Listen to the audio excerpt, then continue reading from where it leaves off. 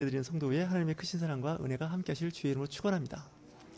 오늘 말씀 마태복음 17장 말씀을 묵상하면서 갑자기 그 세례 요한의 이야기가 나오는데, 세례 요한은 우리는 사실 예수님 중심의 신앙생활 그리고 또한 말씀을 선포하기 때문에 이 세례 요한에 대해서 이렇게 크게 관심을 갖지는 않습니다. 예수님 초기 사역에 잠깐 기록된 것으로 아는데, 당시에는 예수님보다 지명도가 더 높았던 그 선지자 세례 요한이었습니다. 그러니까 세례 요한이 더 유명했다는 얘기죠. 제자가 더 많았습니다. 나중에 역전돼서 그렇지 사실 세례 요한은 큰 사역을 했던, 그 당시에 이름을 대면 그 유대 땅뿐만 아니라 사마리아 그 외국까지도 그 제자들이 있었고 소문이 날 정도로 아주 위대했던 선지자였습니다. 이 세례 요한에 대해서는 성경에도 사도행전에도 중간중간 나오게 되는데, 예수님조차도 세례 요한에게 물 세례를 받았습니다. 그만큼 위대했던 선지자였습니다. 제자들이 예수님께 여러 가지 세례 요한에 대한 질문도 하게 되고, 때로는 이 세례 요한을 빗대어서 좀 요구할 때도 있었습니다. 이 세례 요한의 제자들이 기도를 공동으로 하는 기도가 있는데, 우리 같으면 주기도문입니다. 주님의 기도문인데 공동 기도문이 있습니다. 우리가 신앙생활하고 또 예배 때 많이 그 신앙 고백하는 게 있죠.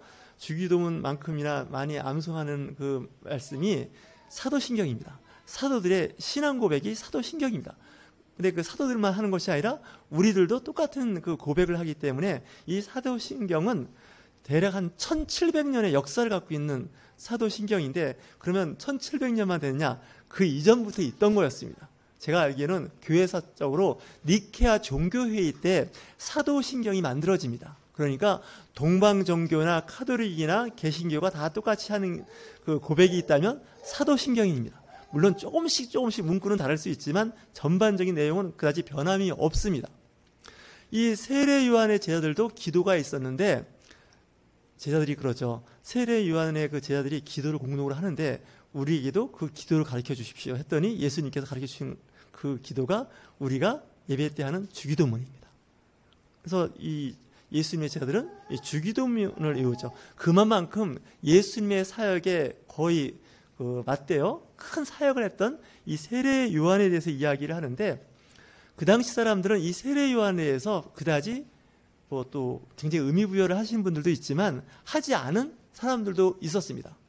근데 예수님이 메시아인 건 틀림이 없는데, 제자들은 정말 메시아가 맞을까? 이런 생각을 하고 다녔습니다.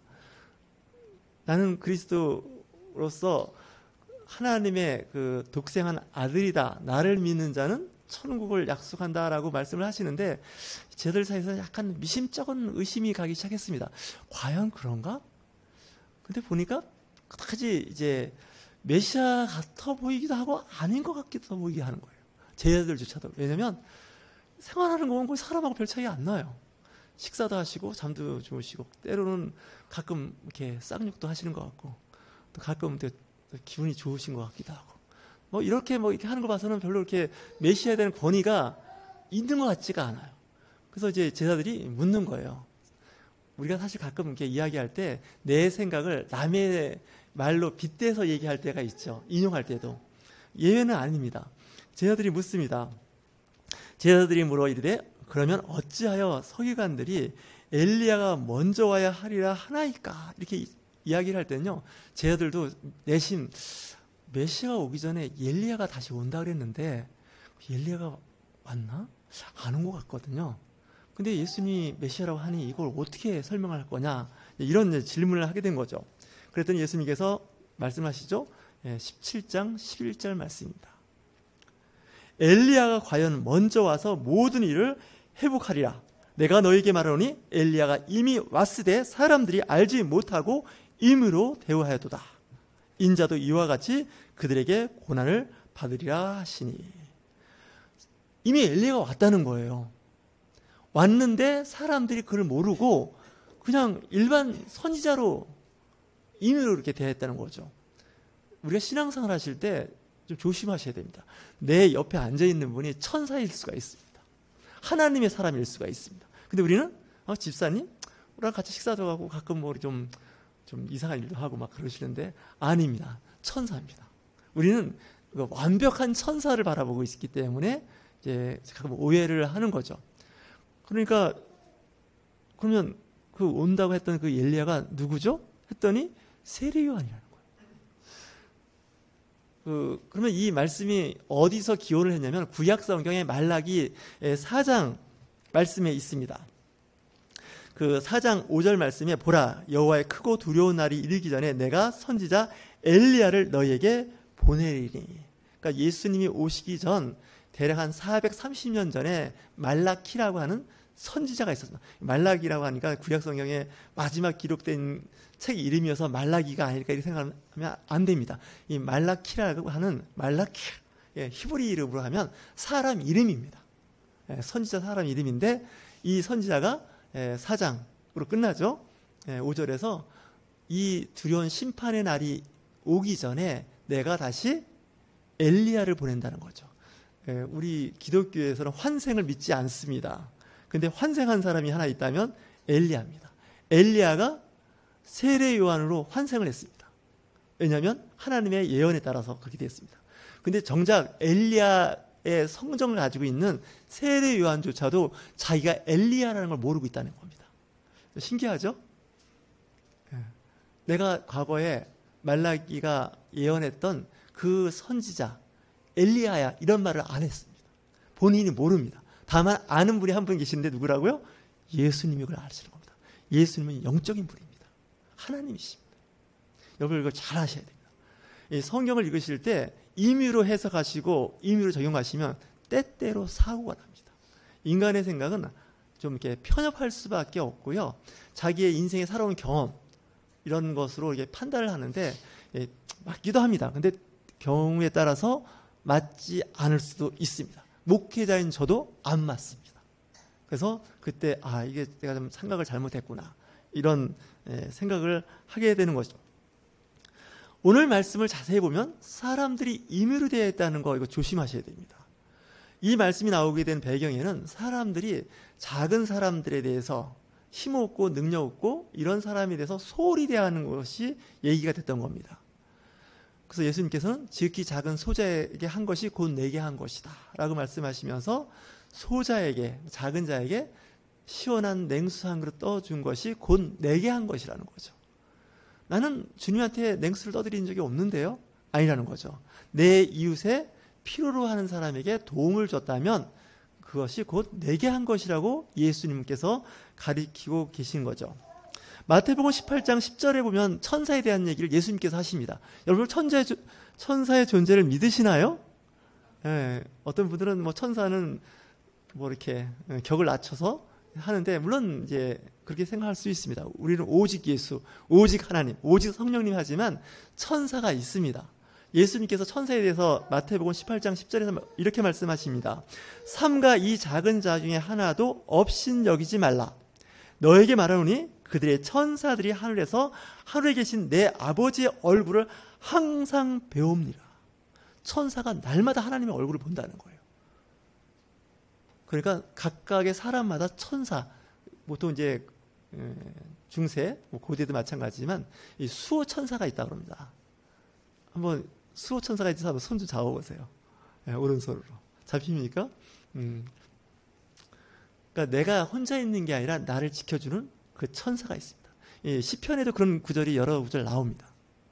천사가 나를 돌보고 있는데 다만 그 천사가 눈에 안 보인다는 겁니다. 우리는 눈에 안 보이고 냄새 맡을 수 없고 이렇게 터치감이 없으면 그 존재를 이렇게 인정하지 않으려고 하는데 있습니다. 쉽게 생각하시면 공기가 있지 않습니까? 공기는 눈에 안 보입니다. 공기를 볼 수 있는 방법은 연기를 피우면 공기를 볼 수 있죠. 그리고 이제 바람을 일으켜 보면 공기가 있다는 걸 알죠. 근데 공기는 만져지지도 않고 또 이렇게 냄새도 없습니다. 눈에 보이지도 않죠. 하지만 공기의 존재는 여러 가지로 우리가 증명할 수 있는 것처럼 그 영적인 일도 그 여러 가지 방법으로 그 존재감을 경험할 수가 있습니다. 그걸 할 수 있는 분들이 영적인 사람들입니다. 우리는 꼭 눈으로, 귀로, 입으로 맛을 알고 손을 만져야 하는데 이거는 이제 좀 차원이 낮은 수준의 감각이 있고요. 우리가 갖고 있는 오감이라고 하는 육체 감각 이상의 감각이 있는데 육감이라는 게 있지 않습니까? 크리스찬들은 영감이라는 게 있습니다. 영적인 감각이 있습니다. 그래서 영적인 감각이 있는 사람들은 영적으로 분별력이 있습니다. 밝은 영이 역사하는구나, 어둠의 영이 역사하는구나, 이걸 알 수가 있습니다. 이 교회 공동체 안에 있는 그 어르신들은 그걸 빨리 감지하셔야 됩니다. 그래서 그걸 예방 차원에서 기도하셔서 하나님의 성령의 도우심을 받으셔야 됩니다. 안 그러면 그 영에 짓눌려서 굉장히 힘들어집니다. 문제가 더 심각한 건 그렇게 눌려 있음에도 불구하고 눌리고 있다는 걸 모르고 있다는 거예요. 이걸 감지하시는. 그럴 때 좀 영적으로 분별력이 있고 그런 분들이 좀 얘기를 해주면 좋습니다. 보니까 굉장히 힘든 상태인데 기도해 주겠습니다. 이렇게 해야 됩니다. 이거 근데 얘기 잘못하면 이거 이제 상대방 감정 상하게 만들 수도 있습니다. 특히 말을 할 때 조심해야 됩니다. 상처받지 않는 말로 이렇게 내가 요즘에 당신을 위해서 기도하고 있다고 이렇게 해야 되는데 당신은 그런 게 문제가 있는 것 같아. 이렇게 버리면 아는데 자기도 기분이 상당히 나빠집니다. 요즘의 사람들은 옛날 사람하고 달라서 심성이 굉장히 여립니다. 저희 성장할 때만 해도 심한 욕을 얻어먹고 살던 시대에 살았기 때문에 웬만한 욕은 별로 이렇게 욕 같아 보이지 않는데 요즘에 특히 젊은 청소년들은 아주 그걸 못 견딥니다. 그리고 요즘에 어르신들도 그걸 잘 못 견뎌 하십니다. 그래서 교회에서 사용하는 언어들은 좀 좋은 용어를 사용하셔야 됩니다. 그래서 말을 빨리 하는 것보다 천천히 하면서 상대방의 마음을 생각하면서 얘기를 해야지 그냥 생각난다고 막 해버리면 그 뜻은 좋지만 전달 과정에서 잘못 전달되면 사람에게 상처를 받죠. 이 세례 요한의 그 성격을 보면 좀 제가 봐도 까칠합니다. 세례 요한은 성격이 정말 굉장히 거친 사람입니다. 그 엘리야의 성정을 가진 사람이라고 해서 저도 이렇게 관심 있게 봤더니 그 엘리야가 그 활동하던 시대가 여러분들 잘 아시는 것 같이 이세벨 여왕이 있었죠. 아하왕이 있었죠. 영적으로 굉장히 어두운 시대에 있다 보니까 그 엘리야가 정말 그 진짜 좀 성경에는 완곡한 표현을 해서 그렇지 거의 쌍욕하는 수준입니다. 심지어는 왕한테도 막 저주를 막 끌어붓는 사람이죠. 그랬는데 그 성정이 어디 가겠습니까? 환생해가지고 세례 요한이 이제 그 헤롯 왕한테도 막 디스를 막 했죠. 그래서 이 세례 요한은 정의와 공의 칼날이 서 있는 사람입니다. 이 헤롯 왕이 그 결혼을 좀 한 사람인데 유부남인데 그 이상한 편법으로 또 하나의 그 아내를 취했는데 그게 좋지가 않은 거죠. 보통 사람들은 그냥 하는데 이 세례 요한, 침례 요한이라고 이제 우리 교단은 얘기하는데 침례 요한은 막 욕을 했습니다. 그러니까 옥에 갇힌 거죠. 옥에 갇혔는데 그 불륜의 그 드라마에 의하면 샬로메라고 하는 어머니가 어떻게 합니까? 그 목을 달라 그러죠. 정치적으로 순교한 사람입니다. 세례 요한. 구약의 율법으로 살은 사람입니다. 그래서 구약의 모든 율법은 세례 요한으로 끝난다고 예수님께서 딱 선을 그어버립니다. 은혜의 시대로 열리게 됩니다. 성령의 시대로 열리는 겁니다. 우리가 살고 있는 것은 성령의 시대에 은혜로 사는 거지 율법을 칼날같이 지키고 그 말씀을 내 몸에 적용시킨다는 건 저도 안 됩니다. 물론 개인에 따라서 좀 잘 되는 분이 계시고 좀 안 되는 분도 계시고 더 안 되는 분도 계시고 아예 포기하고 사시는 분도 계시는데 구약의 율법의 정신은 중요합니다. 그건 굉장히 중요한데 그거를 잘못 적용시키면 관계를 다 망가뜨려 버립니다. 교회 안에서도 그렇습니다. 왜 저 집사는 말씀을 안 지키지? 그 말씀이 대부분 다 구약 말씀입니다. 신명기적 사관이라 그래서 그 모세가 시내 산에서 하나님의 말씀을 받은 말씀을 갖고 적용시키다 보면 문제가 발생합니다. 그래서 이 유대교는 중동의 이스라엘에 국한되어 있는 종교입니다. 예수님이 오셔서 하나님의 그 말씀을 전 세계에 전파할 수 있었던 건 예수 그리스도의 복음이고 은혜의 복음입니다. 그러면 구약은 뭐 없어도 되고 뭐 구약의 하나님은 우리가 믿는 하나님하고 다른 하나님이 아니냐 이렇게 생각하는데 그 당시에는 그 하나님의 말씀을 통해서 이제 그 기초 작업을 한 겁니다.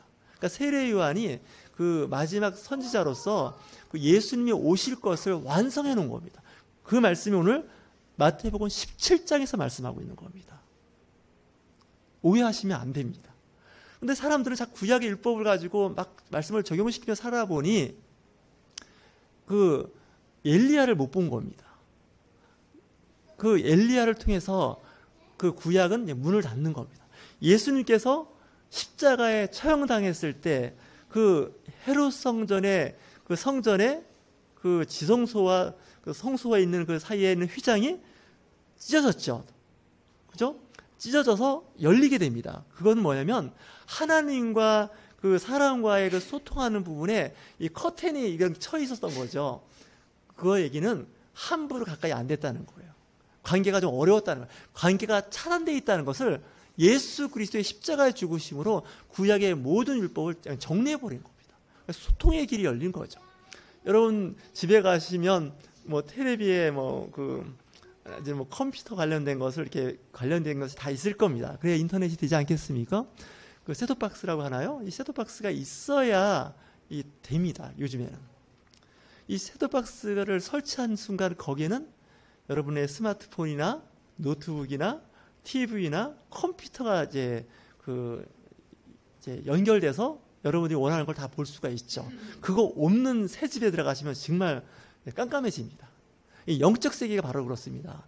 이 휘장이 찢어서 하나님과 우리의 관계, 이 성령님을 통한 이 소통이 안 돼 버리면 정말 답답합니다. 신앙생활을 하면서도 기쁨이 없고요, 어두워지기 시작합니다. 예수님께서 말씀하시기를 그 당시 서기관과 대제사장, 바리새인 이쪽 사람들이 성경 말씀을 꼭 붙잡고 있는 사람들이었습니다. 가르치고 해석하고 필사해서 성경을 기록에 남겼던 사람들이 이 세례 요한을 임의로 상대했다는 겁니다. 그냥 선지자야, 좀 까칠해, 정입하고 공입하야, 뭐 그 정도로 했지 그가 엘리야의 성전을 갖고 있는 말라기 4장에서 예언했던 그 선지자라는 걸 몰랐다는 겁니다. 그래서 우리가 신앙생활하고 성경 공부하고 기도 많이 하지만 때로는 못 알아볼 수가 있습니다. 천사가 뭐 하늘에 있나 보다 이렇게 생각하는 게 아니라 내 주변에 있다는 거 아닙니까? 마태복음 18장 10절 말씀, 너에게 말하노니 그들의 천사들이 하늘에 계신 내 아버지의 얼굴을 항상 배운다는 건요, 그 천사가 거의 순간적으로 하나님을 뵙고 내 옆에 있다는 거예요. 그 사람이 지금 요즘에 병이 들어서 아픕니다. 하나님 그를 돌봐주시고 그의 기도를 응답해 주십시오 라고 천사가 그의 기도를 갖고 올라간다고 하죠. 구약에서 그래서 향로를 피운다는 것은 그 향이 올라가면 그 기도, 말씀이 올라갔다고 생각을 했습니다. 우리는 지금 그 향을 안 피우죠. 교회는 향이 없는데 지금은 기도하면 된다는 거죠. 그러니까 기도를 들으시는 하나님입니다. 근데 기도가 안 되거나 기도의 응답이 안 됐다면 잘 보셔야 됩니다. 혹시 막히지가 않았나 보셔야 됩니다. 근데 이 막힌 거에 가장 큰 문제는 죄입니다. 죄가 가렸다 얘기하죠. 그래서 주님을 만날 때 가장 기본적인 게 뭐냐면 회개입니다. 제가 사실 목회하면서 성도 여러분들에게 회개를 잘 가르치지도 않았고 회개하라고 선포를 거의 안 했습니다. 그 이유가 있습니다. 처음 오신 분한테 회개하십시오, 천국이 가까웠습니다, 이렇게 얘기해버리면 그 순간에 그냥 맛이 확 가버립니다. 뭐야, 나 위로받고 말씀 들어봤더니 나를 죄인 취급하잖아. 그래, 죄 있는 건 사실이지만 그렇다고 그렇게 얘기하면 안 되지, 이렇게 생각할 수 있지 않습니까? 근데 세례 요한과 예수님이 똑같이 광야에서 외친 그 첫 마디는 회개하라, 천국이 가까운도랍니다. 그러니까 말씀을 붙잡고 있는, 말씀대로 살려고 하는 사람한테 회개를 하라니, 그리고 또 바르게 살고 그렇게 살아왔는데 회개를 하라니, 내가 물론 완벽하지는 않지만 그래도 다른 사람에 비해서는 죄가 그렇게 많은 사람은 아닌데 나보고 회개하라니, 이런 생각이 들지 않습니까? 근데 이렇게 회개라는 전제가 되어지지 않으면 성령 역사하지 않습니다. 여러분들 식사하실 때 배식을 받는다고 할 때 이 그릇이 깨끗해야 배식하는 분이 음식을 담아줍니다.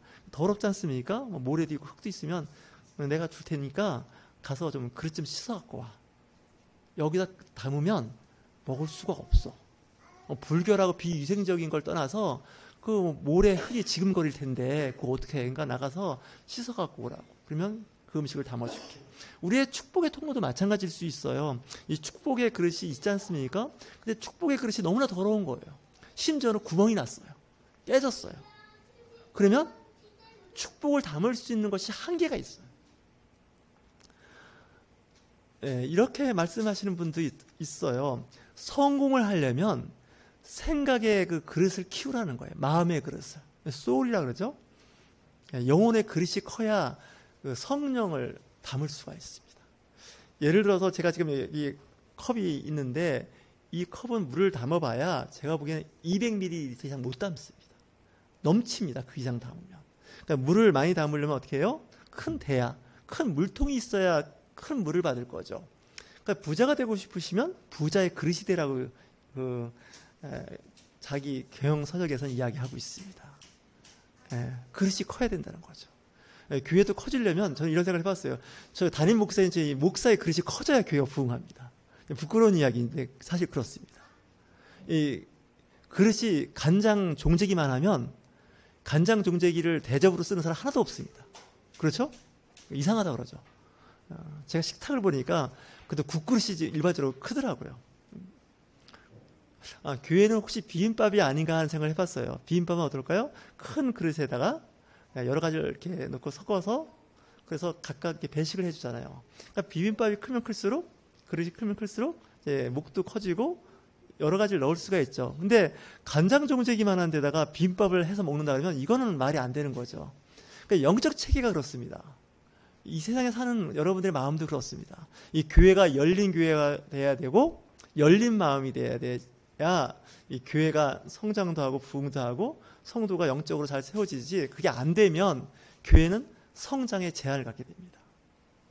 여러분들 달리기 할 때 발목을 묶어 놓고 달리기 할 수 있을까요? 못합니다.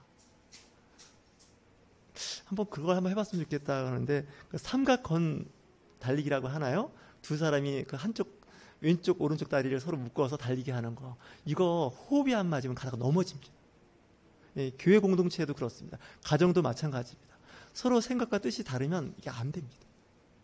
여러분들이 아주 크고 위대하고 세상에서 영향력 있는 사람, 교회에서 영향력 있는 사람이 되려면 여러분들의 그릇을 키우셔야 됩니다.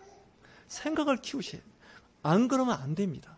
여러분들에게 하나님께서 큰 복을 주셔서 돈을 많이 주시고 토지를 주시고 뭐 부동산 관련된 여러 가지 유가증권을 주어도 여러분들의 마음의 그릇이 크지 않으면 그거 못 담습니다. 예를 들어서 여러분들에게 어떤 옷을 줬습니다. 친구가. 근데 옷이 너무 큰 겁니다. 근데 그 옷을 입으려면 어떻게 입어야 되죠? 줄여 입어야 됩니다. 또 어떤 분이 저한테 옷을 줬는데 옷이 너무 작습니다. 그럼 어떻게 할까요? 옷을 최대한 늘려 입을 수 있는 방법을 연구하셔야 됩니다. 다시 얘기해서 여러분들의 영적 성장도 마찬가지입니다. 그리고 세상에서의 역량도 마찬가지입니다. 그러려면 열린 마음이 되어야 됩니다. 여러분들 마음이 닫혀 있는데 그 안에 뭐가 들어갈 수 있겠습니까? 그렇지 않습니까?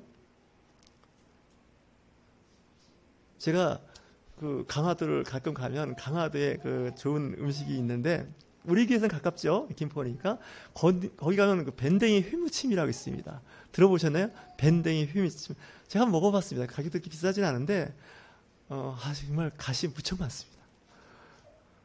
그 밴댕이 좋아하는 분들이 많지는 않을 거예요. 왜냐면 가시가 많고 그래서 먹기가 굉장히 조심스럽고 비호감일 수도 있습니다. 맛은 괜찮은 건데 그 디포리라고 하나요? 그 멸치 국물 내는 것처럼 할 때는 좋은데 큰 거를 먹을 때는 아주 불편합니다.